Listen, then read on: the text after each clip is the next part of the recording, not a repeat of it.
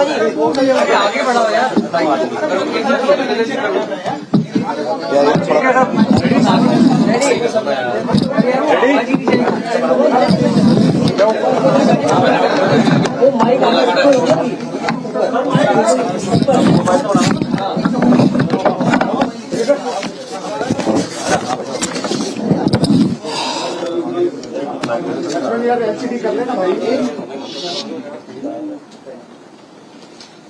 जी साथियों, बहुत बहुत शुक्रिया आप लोग आज यहाँ पर इस प्रेस वार्ता में आए हैं। सबसे पहले आज एनएसयूआई का 53वां स्थापना दिवस है, तो मैं सभी नौजवान साथियों को जो एनएसयूआई में काम कर रहे हैं या करते रहे हैं, उन सभी लोगों को, संगठन के सभी पदाधिकारियों को बहुत बहुत शुभकामनाएं देना चाहता हूं आज उनके स्थापना दिवस पर।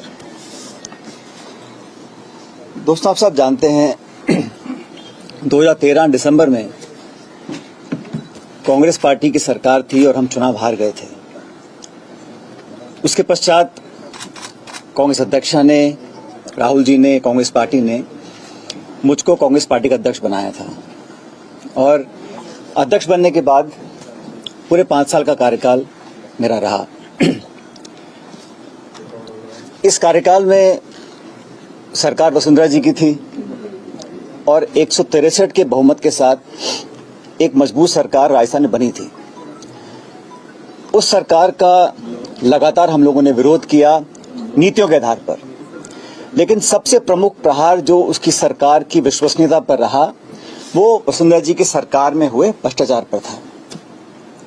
हम लोगों ने लगातार एक जिम्मेदार विपक्ष की भूमिका निभाई और जो जो भ्रष्टाचार के प्रकरण सामने आए उसको हमने उजागर किया, जनता तक लेकर गए और मुझे लगा कि हमारी बात को कांग्रेस के कार्यकर्ताओं की, हम नेताओं की जो आवाज थी, जो बात थी, जो तथ्य थे, जो प्रमाण थे, उनको जनता ने स्वीकार किया। यही कारण था कि 5 साल की सरकार के बाद जब चुनाव हुए तो जनता ने हमारे बातों पर विश्वास किया और 163 से वो 70-71 पर आकर रुक गए थे। इस पूरे कार्यकाल में जो आरोप लगे वसुंधरा जी की सरकार पर, वो आरोप हम सब लोगों ने मिलकर लगाए, कांग्रेस पार्टी के नेताओं ने, मैंने अध्यक्ष के नाते और तमाम सभी नेताओं ने।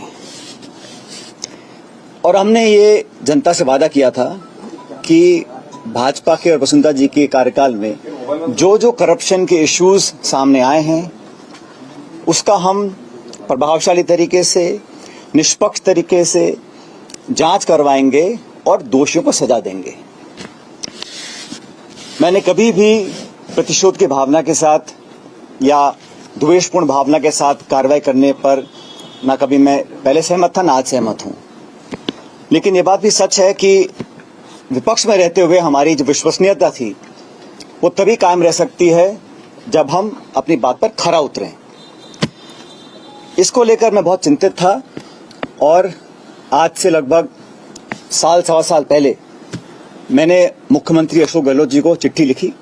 उनको मैंने कहा, तो चिट्ठी मेरे साथ है, मेरे सामने है, मैंने बड़े विस्तार से पूरे घटनाक्रम का विवरण उसमें रखा और मैंने कहा कि हमारी सरकार को बने अब लगभग 3.5 साल हो गए। उस समय अब समय आ गया कि हम लोग अपने वादों पर खरा उतरें। जो आरोप हमने लगाए थे, गहलोत जी ने लगाए, मैंने लगाए, भूमाफिया के, शराब माफिया के, खनन माफिया के, 9TP को लेकर, ललित मोदी को लेकर, खान माफिया को लेकर, खान का बड़ा घोटाला हुआ था, वो सारे पब्लिक डोमेन में हैं। मैंने उनसे आग्रह किया था कि 1.5 साल बचा है चुनाव में और हम लोगों को, कांग्रेस जनों को ये दिखाना पड़ेगा कि हमारी कथनी और करनी में फर्क नहीं है।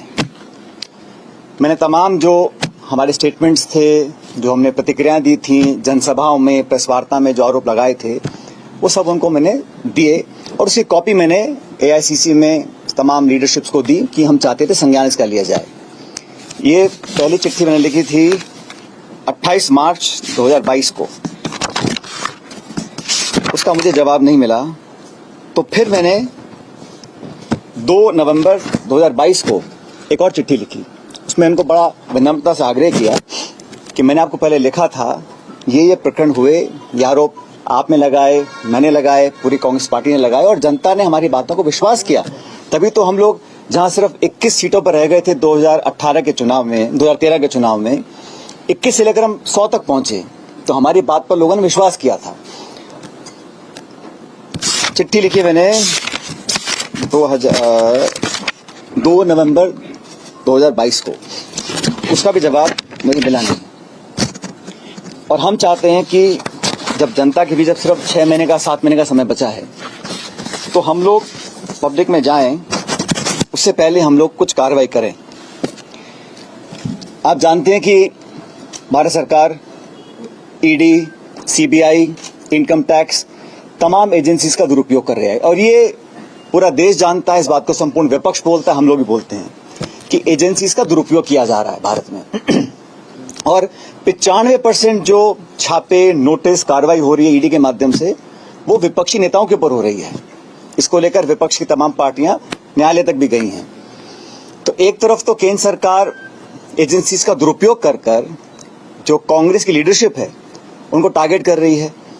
अब फर्जी केस बनाए जा रहे हैं, चाहे वो नेशनल हेराल्ड का केस है, चाहे वो यंग इंडियंस का केस है, और मुकदमों में, केसों पे सुनवाई हो रही है, पेशी लग रही है, समन्स आ रहे हैं, नोटिस आ रहे हैं।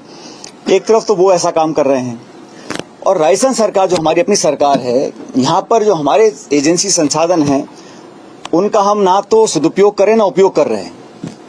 तो ये बड़ा विचित्र मामला था, इसको लेकर बहुत मैं चिंतित था। मैंने ये प्रकरण साल भर से ज्यादा हो गया, तो आज मैं चाहता हूं कि ये बात पब्लिक डोमेन में जाए, क्योंकि कांग्रेस कार्यकर्ताओं को लगना नहीं चाहिए, पब्लिक को लगना नहीं चाहिए कि हम लोग कहते कुछ है करते कुछ है।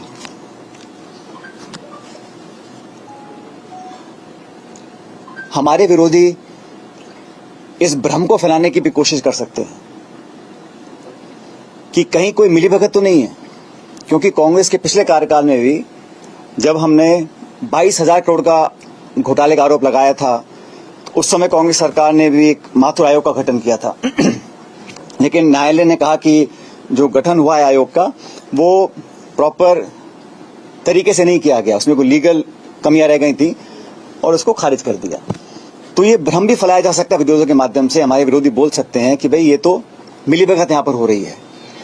और वसुंधरा जी का कार्यकाल हम सब ने पब्लिकली कहा कि राजस्थान सरकार का सबसे भ्रष्ट कार्यकाल था, और तमाम प्रकरण सामने आए, उसकी लिस्ट मैं आप लोगों को अभी देता हूं। तो इस धारणा को तोड़ना, प्रभावी तरीके से तोड़ना कि कहीं ऊपरी मिलीभगत तो नहीं थी, बहुत जरूरी हो गया, क्योंकि चुनाव में अब सिर्फ 6-7 महीने का समय रह गया है।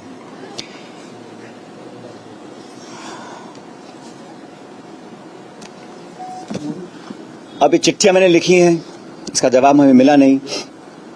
और जैसा कि आप जानते हैं कि जब ये खान घोटाला हुआ था, 45,000 करोड़ रुपए का आरोप हमने लगाया था सरकार के ऊपर, और हमने मांग की थी कि इस घोटाले की जांच सीबीआई से की जाए। 4.5 साल बाद भी इस जांच को सीबीआई को नहीं दिया गया। और ललित मोदी कांड हुआ था, उस समय हम सब लोग, माननीय अशोक गहलोत जी, मैं, हम सब नेता जो कांग्रेस पार्टी के थे, हम गवर्नर के पास गए, राष्ट्रपति के पास गए, ज्ञापन दिया, सीएजी के पास गए, सीवीसी के पास गए, और तमाम एजेंसीज को कहा इसकी जांच की जाए। तो आज जब 4.5 साल पूरे हो गए सरकार के, कांग्रेस सरकार के, तो भ्रष्टाचार, करप्शन के ऊपर जो हमारी एक नो टॉलरेंस पॉलिसी है करप्शन को लेकर, उसको और पुख्ता करने के लिए हम चाहते थे एक विस्तारित, पारदर्शी और प्रभावी कार्रवाई करी जानी चाहिए। अभी तक वो कार्रवाई करी नहीं गई है। और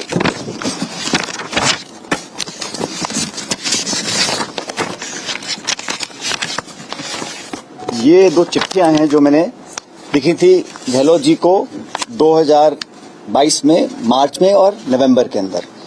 इसकी कॉपी मैं आपको दूंगा। लेकिन साथ ही साथ ये जो मैं कह रहा हूं, ये सब हम एक छोटा सा वीडियो हमारे पास है जो इकट्ठा किया था, जो पब्लिक डोमेन में हमने बातें करी थी। मैं चाहता हूं उसको आप जरा प्ले करना एक मिनट।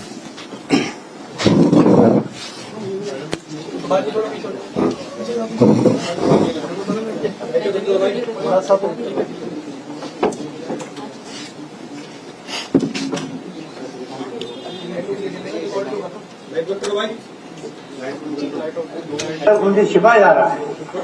इसका मतलब ये होगा कि अमित शाह जो उनके अध्यक्ष है, वसुंधरा जी, उनको सही पिक्चर नहीं दे रही है। एक तरफ तो लोकपाल को भेज रही है फैसल अली खानों के आवेदन को रद्द करके, और फिर भी इनको करने नहीं दिख रहा है अमित शाह साहब को।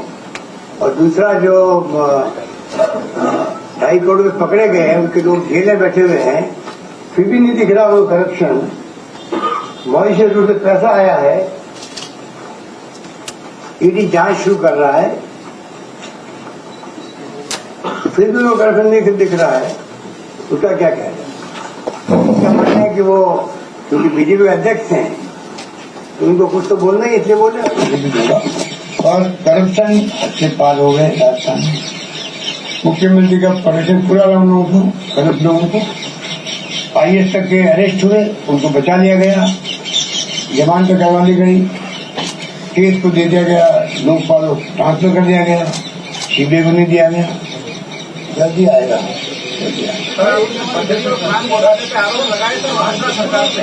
बदरीनाथ खान घोटाले पे हजारों करोड़ के आरोप आगे लगा रहे हैं और केंद्र से जो ओपीसी में आ रहे हैं, प्रेस वार्ता में मोदी लगा रहे हैं। आपने इसी तरह सर दलित के 90 या 90B इनसे आरोप लगाए थे, लेकिन कुछ आउटपुट तो निकला नहीं। इनसे कुछ आउटपुट निकलेगा आपकी सरकार आने पर या इसी तरह रहेगा?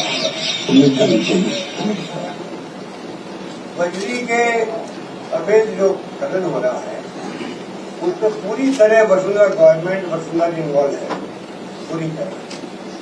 जिस प्रकार से जैसे शासन में आई है तब से बजरी माफियाओं के सांठगांठ करके जो खेल खेला गया है, आम जनता समझ नहीं पा रही है।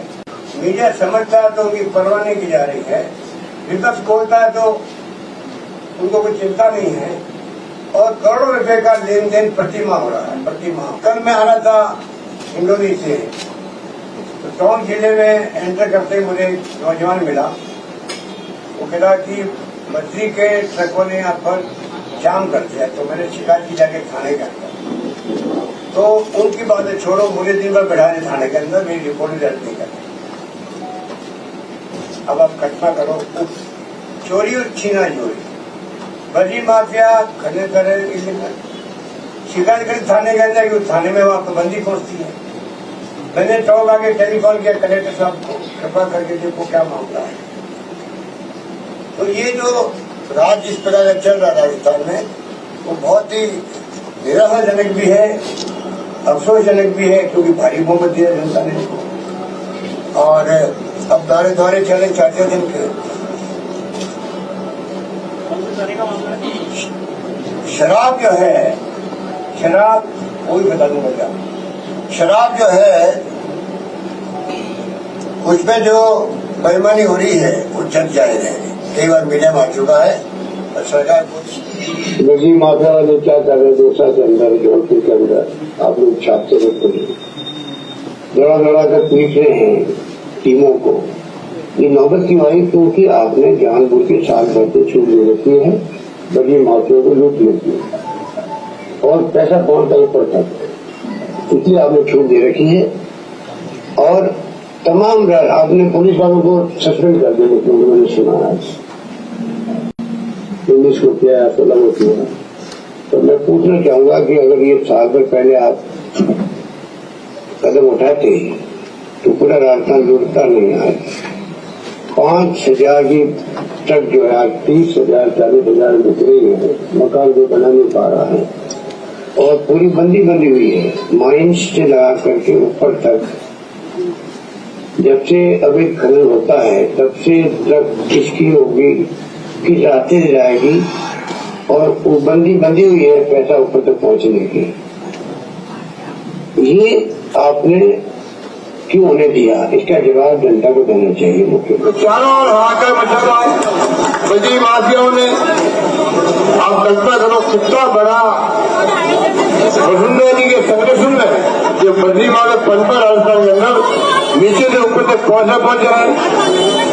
करोड़ों रुपए कोई पहला खर्च होगा चुनाव के नाम कि पूछो बद्री माँ के अलग, शराब माँ के अलग, छत्तीस ने बना दी, जीवन माँ के अलग। ये जो हालात ये है, इससे लोग सब समझ गए हैं कि आपकी चाल सही से चेहरा ठीक नहीं है, आपकी चाल सही से चेहरा ठीक नहीं है। लंबी कहानी है। और 5 करोड़ रुपए प्रति माह बद्री माँ के किसको दे रहे थे, ये ऐसी जांच कर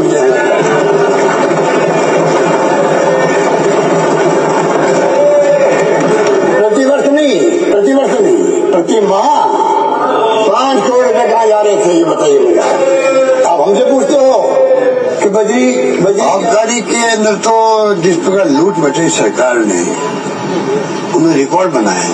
ये बीजेपी सरकार पहली सरकार है जिसने जनता को लूटना स्वीकार करवाया।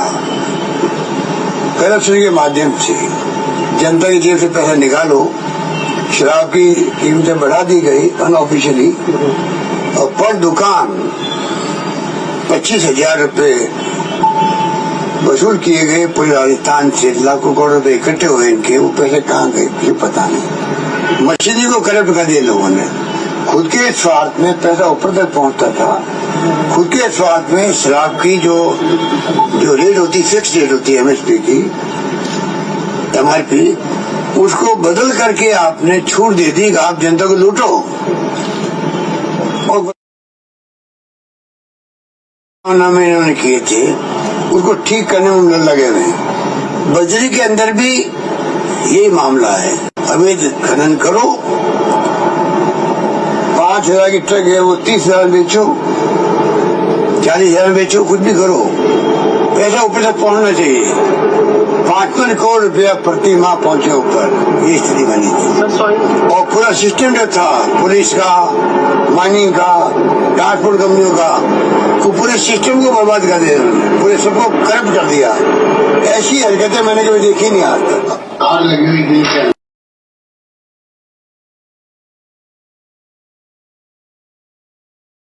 पैसा आया, पैसा गया कैसे बाहर, कितना गया होगा, यहाँ के विषय यही होना चाहिए कितना करोड़ों अरबों में रुपया गया है जो 5 साल की लूट मचेगी उस वक्त में।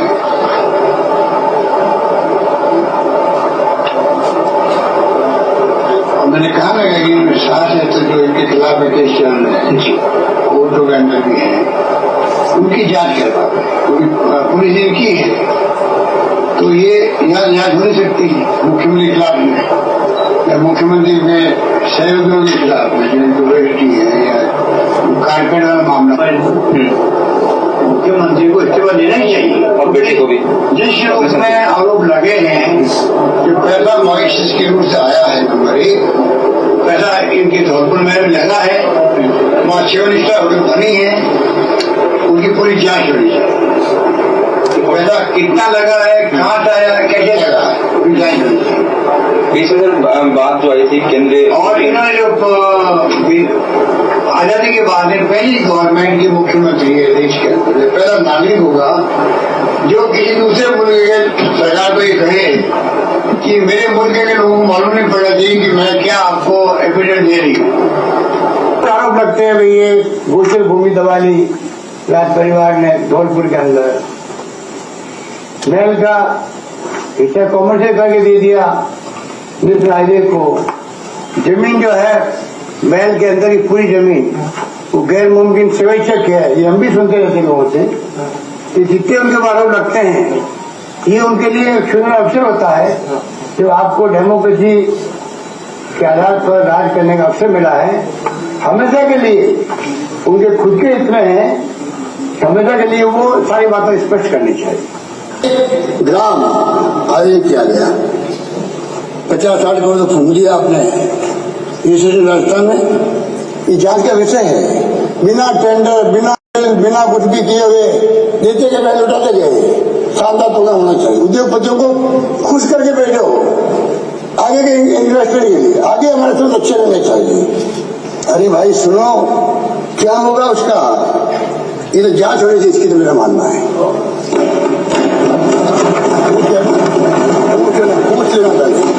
पूछ लेना भैया। एग्रीगेट आयोजन 67 करोड़ रुपए खर्च कर दिए। एमओयू होने 6,000 करोड़ रुपए आया, कितना 631 करोड़ रुपए, 631 करोड़ का। और पहले कितना खर्च हुआ, 67 करोड़ रुपए खर्च कर दिए। बड़े बड़े आयोजन किए गए। जो हमारी योजना थी उसको कमजोर करना ही इनकी गलती थी। भामाशाह योजना लाने नहीं चाहिए थी, क्योंकि हमने जब स्कीम लागू की थी हमने इसको स्टडी किया था आंध्र प्रदेश के अंदर। आंध्र प्रदेश में ऐसी स्कीम चल रही थी भामाशाह की तरह, और उसमें करप्शन बहुत बड़े लेवल का था। पता पड़ता ही नहीं कौन सा इलाज कौन करवा रहा है, कहाँ करवा रहा है, फिर उसके बिल पेश करो, तो उसमें डिफिकल्टी आ रही थी करप्शन की। इन्होंने अपनी जिद को पूरा करने के लिए हमारी योजना जो कि हमारे वक्त में लागू की, जैसे मैंने कहा इन्होंने हर हमारी योजनाओं को नाम बदलना या काम बदलना, कमजोर करना, यही काम किया 5 साल से। इसलिए इस योजना को लेके आए। हमारा कार्ड पे जो है करोड़ों रुपए खर्च कर दी, वो जांच का विषय है। वो जांच का विषय वो भी है अपना आपके अंदर। क्यों बनाया कार्ड? आधार कार्ड था, क्यों बनाया गया? तो ये शुरू से ही करप्शन की भेंट चढ़ चुकी है। मैं तो पहले से कह ही रहा था। अब आप नई बात बता रहे हो कि जो 106 करोड़ रुपए बकाया इसके है, उन्होंने पॉलिसी खत्म कर दी है। पॉलिसी मान लो वापस पेमेंट कर देंगे, वापस शुरू भी हो जाएगी। तो अल्टीमेटली इसमें बहुत भयंकर करप्शन होता है और करप्शन को रोक नहीं पाता है। तो बहुत अनफॉर्चुनेट इनके फैसले बड़े घोटाले हो रहे हैं और प्रधानमंत्री चुप बैठे रहे। व्यापम घोटाला अलग हो गया, रमन सिंह की गवाह अलग घोटाला चल रहा है। यहाँ का जो खुला खाता है मॉइस्चर रूट से, तो मैंने कहा वसुंधरा मॉडल जो बना है देश के अंदर, इसको या तो अपनाना चाहिए केंद्र सरकार को। जिस रूप में पैसा आया है चेक से, 10 रुपए का शेयर लगभग 1 लाख में बिका है, ये मॉडल नया मॉडल है। सब्सिडी कंपनी इंडिया की कैपिटल्स कंपनी जो है, उससे जो हमने पूरी रिफाइनरी का बजट बनाया था,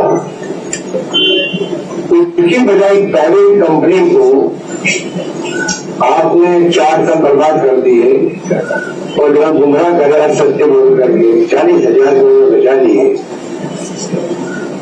कोई प्राइवेट फर्म को जगह दी थी, स्टेट गवर्नमेंट ठेका नहीं था। भारत सरकार की कंपनी ONGC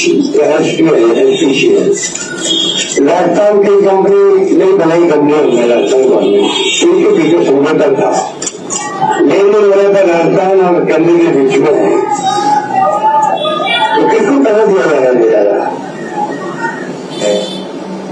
कोई उनको पूछ ले कारपेट कहाँ गया तो भड़क जाती है, जैसे भड़क गई पत्रकार पर। काला काला क्या ब्लैक पेपर हमारे खिलाफ में जब निकाला था, एक पत्रकार ने पूछ लिया भाई कि वो कारपेट कहाँ गिरे, भड़क इसके लिए बाहर बताओ।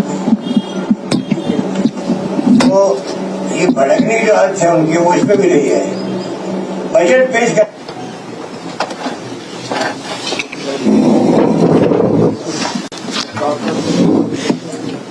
अब साथियों, ये जो करप्शन को लेकर गहलोत साहब ने जो बातें बोली हैं, इससे कहीं ज्यादा मैंने भी बोली थी और हमने मिलकर बोली थी। और मैं समझता हूं अब समय आ गया कि इस पर हम अपनी स्थिति स्पष्ट करें। और जैसे मैंने पहले कहा, हमारे विरोधी कई बार आरोप लगा सकते हैं कि क्या कोई मिलीभगत है या क्या मसला है कि हम बार बार सरकार बनाने के बावजूद भी, क्योंकि करप्शन ऐसा इशू है जो पब्लिक को छूता है। और हम जब दोबारा चुनाव में जाएंगे तो हमारी बात पर कोई इकबाल करे, इसलिए जरूरी है कि हम प्रभावी, पारदर्शी और समय सीमा निर्धारित, और साथियों अगर निष्पक्ष जांच में, क्योंकि करप्शन ऐसा इशू है जो पब्लिक को छूता है, और हम जब दोबारा चुनाव में जाएंगे तो हमारी बात पर कोई इकबाल करे, इसलिए जरूरी है कि हम प्रभावी, पारदर्शी और समय सीमा निर्धारित, और साथियों नहीं होगी तब तक कैसे लोग मान लेंगे हमारी बात को। अगली बार जब हम जाएंगे कि भाजपा के हमारे साथी वसुंधरा जी की सरकार में जो कांड घोटाले हुए थे वो सही थे या गलत थे, इसलिए मैंने तो चिट्ठियां लिखी और आज साल भर से ज्यादा हो गया। आज का प्रकरण नहीं है, क्योंकि मैं इस बात को लेकर बहुत लंबे समय से चिंतित था। तफ्तीश नहीं होगी तब तक कैसे लोग मान लेंगे हमारी बात को। अगली बार जब हम जाएंगे कि भाजपा के हमारे साथी वसुंधरा जी की सरकार में जो कांड घोटाले हुए थे वो सही थे या गलत थे, इसलिए मैंने तो चिट्ठियां लिखी और आज साल भर से ज्यादा हो गया। जब हम विपक्ष में थे तब तक हमारे पास आ रहे थे, तो मैं नहीं मानता हूं कि सरकार में आने के बाद हमारे पास वो संकल्प शक्ति नहीं होगी कि हम उन तथ्यों को उजागर कर सकें। और ये जांच का विषय मैंने नहीं कहा, तो कई बार आप देखा मुख्यमंत्री जी ने बोला है, कई बार सदन में बोला है, सदन के बाहर बोला है, तो इसलिए मैं समझता हूं बहुत जरूरी है। लेकिन दुर्भाग्यवश अभी तक इस पर कार्रवाई हुई नहीं है। 6-7 महीने में आचार संहिता लग जाएगी, इसलिए मैं ये आपके बीच साझा करना चाहता था। और साथियों, कई बार आप मुझसे सवाल पूछते हो और मैं जवाब देता हूं कि मैंने कांग्रेस लीडरशिप को राजस्थान के संदर्भ में कई सुझाव दिए हैं। मैंने कहा ना आप लोगों कई बार, उनमें से एक सुझाव ये भी था कि पार्टी की साख बचाए रखने के लिए पार्टी के नेताओं द्वारा दिए गए आश्वासन और भाषण ऐसे ना लगे कि हम सिर्फ चुनावी रोटी सेकने के लिए झूठे मूठे आरोप लगाते हैं और सत्ता में आने के बाद हम सब भूल जाते हैं। तो ये सुझाव भी मैंने लीडरशिप को दिया था, लेकिन अभी तक इस पे कार्रवाई हुई नहीं है, ये हम सब जानते हैं। इसी को देखते हुए, क्योंकि 11 अप्रैल को महान समाज सुधारक लगभग 200 साल पहले जन्मे ज्योतिबा फूले जी की जयंती है, इसलिए मैं 11 अप्रैल को राजस्थान में शहीद स्मारक के ऊपर एक दिन का अनशन करूंगा, इस बात को दोबारा रखने के लिए कि करप्शन को लेकर हमारी सरकार जो कहती है हम कर दिखाएंगे।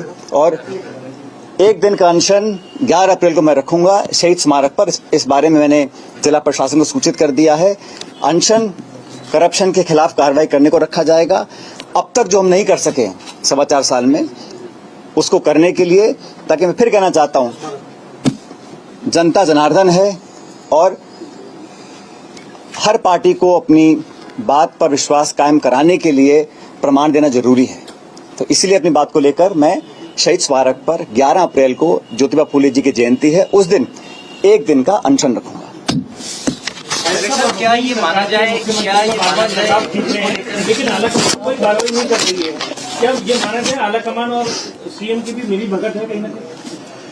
मैंने तो कहा सरकार हमारी है, 4.25 साल हो गए हैं, मैंने बार बार चिट्ठियां लिखी हैं, प्रमाण दिए हैं, और जो आपको आज देखने को मिला ये सब मैंने बनाकर भेजा है। जो प्रेस में कटिंग्स आई हैं, जो मीडिया में हमने कहा है, पब्लिक मीटिंग्स में कहा है, और जब दोबारा हम जाएंगे चुनाव में और भाजपा पे आरोप लगाएंगे तो जनता पे विश्वास क्यों करेगी?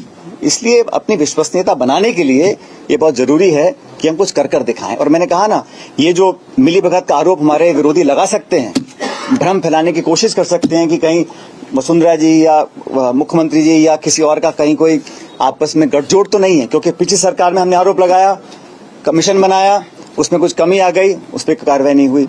दोबारा सरकार में बीजेपी आई, हमने और बड़े आरोप लगाए, हम राष्ट्रपति के पास गए, गवर्नर के पास गए, ज्ञापन दिया, लोगों को आश्वासित किया। 4.25 साल हो गए और हमने कोई कार्रवाई नहीं करी है, कम से कम मेरी जानकारी में तो नहीं है। इसलिए मैं चाहता था कि पब्लिक में हम लोगों की बात जनता माने अगली बार भी, इसलिए कदम उठाना जरूरी है।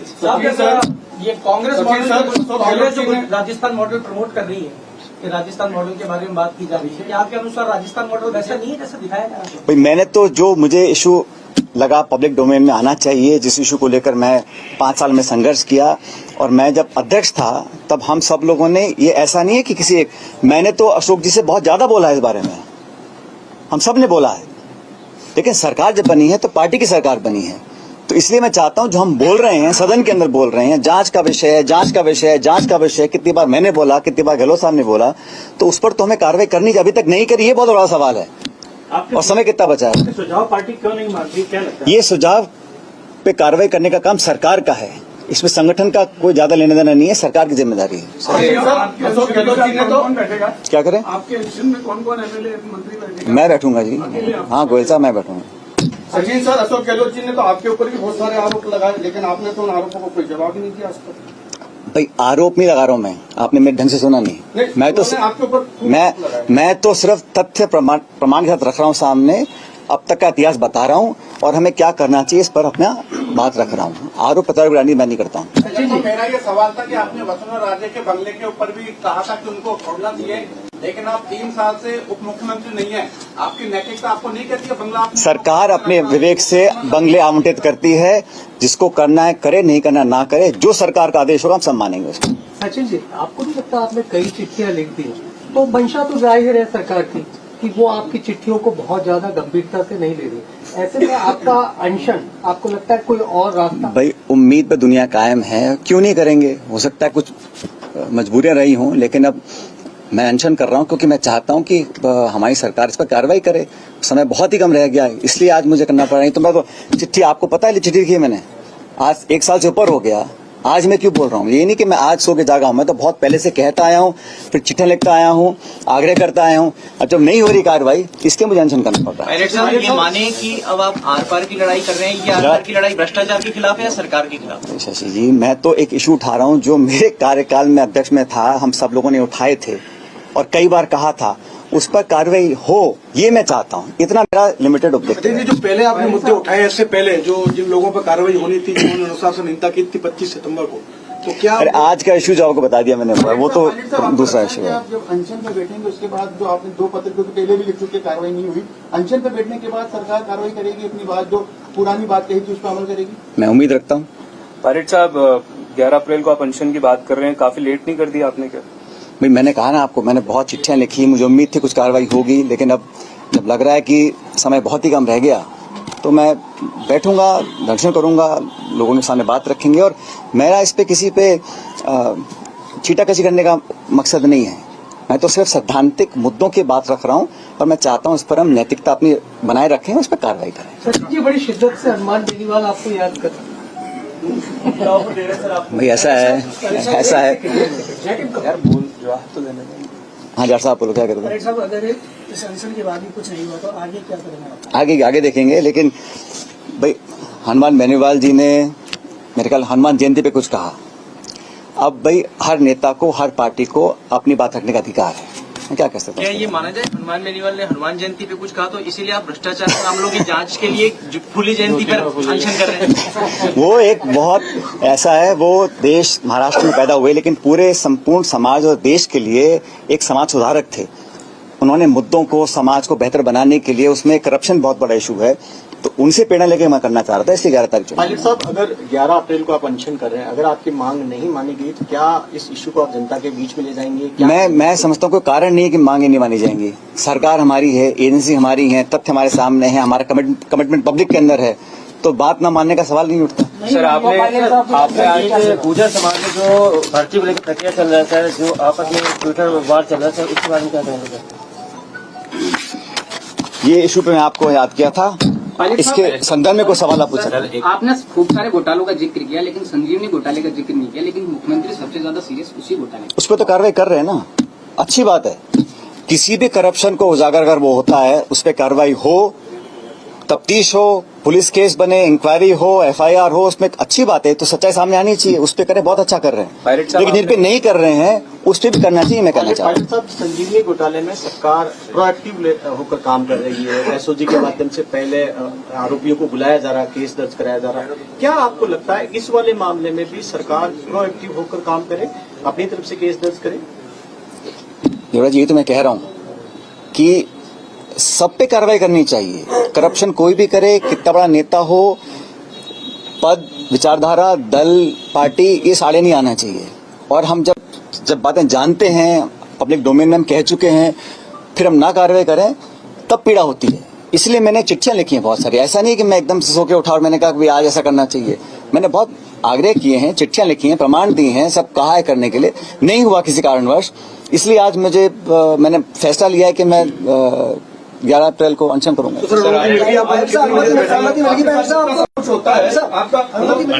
कितने बजे से बैठेंगे? 11 बजे से। टाइम टेबल एक दिन का अनशन कर रहा हूँ। मैंने सूचित कर दिया जिला प्रशासन को कि शहीद स्मारक पे 11 बजे बैठूंगा। आप अकेले बैठेंगे, आपके साथ कोई और भी विधायक बैठेंगे? मैं तो अकेली बात कर रहा हूँ आप लोगों से। आपके साथ जैसा सब कुछ होता है, पिछले 4.5 साल में बहुत कुछ हुआ है, आपका BP क्या नॉर्मल रहता है या? मेरा बिल्कुल नॉर्मल रहता है। हाँ, पायलट साहब, आपने बात कही कि आपने न केवल चिट्ठियां लिखी है मुख्यमंत्री अशोक गहलोत को, पर जो प्लान आपने आला कमान के साथ डिस्कस किया था राजस्थान में कैसे सरकार वापस आए, उसमें भी आपने बात, मैंने एक तो खुलासा कर दिया, आपने बात कही थी। तो क्या आला कमान की भूमिका पर भी आप सवाल? जी, मैंने आपको, आप मुझसे बार बार पूछते हैं, तो मैंने कहा कि कांग्रेस लीडरशिप को जो मैंने सुझाव दिए हैं प्रदेश के संदर्भ में, देखो अगर परिपाटी तोड़नी है तो कहीं ना कहीं ये भ्रम तोड़ना पड़ेगा कि यहाँ कहीं किसी की मिलीभगत भी है, क्योंकि 30 साल तक लगातार भाजपा कांग्रेस हो रहा है। और हम सब बोलते हैं कि सरकार लाना जरूरी है इस बार, तभी लोकसभा चुनाव में हम लोग चुनौती दे पाएंगे एनडीए को। और ये राज्य बहुत महत्वपूर्ण है हमारे लिए, छत्तीसगढ़, मध्य प्रदेश, राजस्थान। तो यहाँ पर इस स्टेट को लेकर जो सुझाव मैंने दिए थे, उनमें से एक सुझाव ये भी है, ये कहना चाह रहा हूं आपको मैं। आपने गहलोत जी को बता दिया आप अनशन अब पता पड़ गया होगा मुझे। सर, अनशन पेपर लीक पर भी हुआ और आंदोलन वीरांगनाओं का भी हुआ, लेकिन उनको बड़ी बड़ी घोषणाओं से ढक दिया गया। क्या आप मानते हैं कि आपका अनशन कारगर साबित होगा या उससे भी ढक दिया? भाई उम्मीद पर दुनिया कायम है, करता हूँ इसको मैं। पायलट साहब, चलिए आइए। कल की जो घटनाक्रम थी, की तैयारी कर रही है।